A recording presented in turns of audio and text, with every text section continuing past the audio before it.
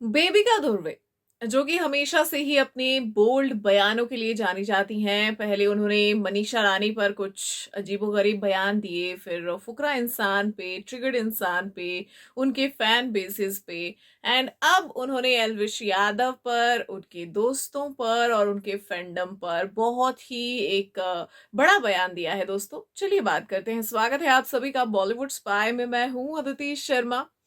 तो भाई, बेबिका धुर्वे जो कि कुछ वक्त तक एल्विश को प्रेज कर रही थी, उनके डिफिकल्ट टाइम में दिखाने की कोशिश कर रही थी कि किस तरीके से वो उनके साथ है, और लगातार जो है उनके फैंस की तरफ से प्यार बटोर रही थी। उसी बेबिका धुर्वे से जब एक इंटरव्यू में ये सवाल किया जाता है कि भाई, एल्विश के बड़े ही खास दोस्त लवकेश कटारिया भी आ रहे हैं, बहुत सारे जाने माने इन्फ्लुएंसर्स आ रहे हैं। बात करें लवकेश की तो इनके बहुत बड़े बड़े फैंडम हैं।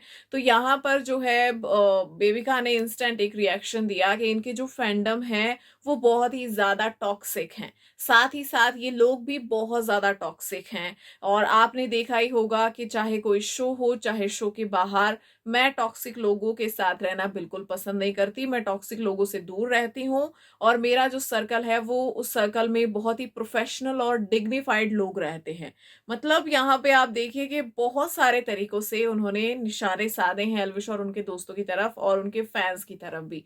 उसके बाद जो है यहाँ पे उन्होंने कहा कि अगर ये लोग कुछ करेंगे, लाइक एल्विश यादव के दोस्त अगर कुछ करेंगे शो में या कुछ बोलेंगे, तो फिर उनका जो लॉयर है दुबई में वो उनको देख लेगा।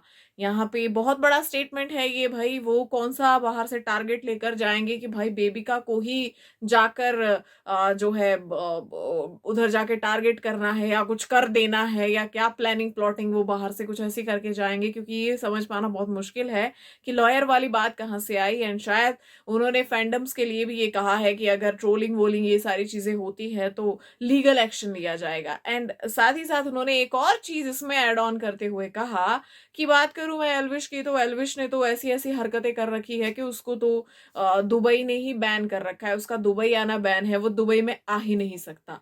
तो ये बहुत बड़ा स्टेटमेंट जो है वो बेबिका धुर्वे ने दिया है। अब ये स्टेटमेंट जस्ट इसीलिए दिया गया है ताकि एक इतने बड़े फंडम को उकसाया जा सके।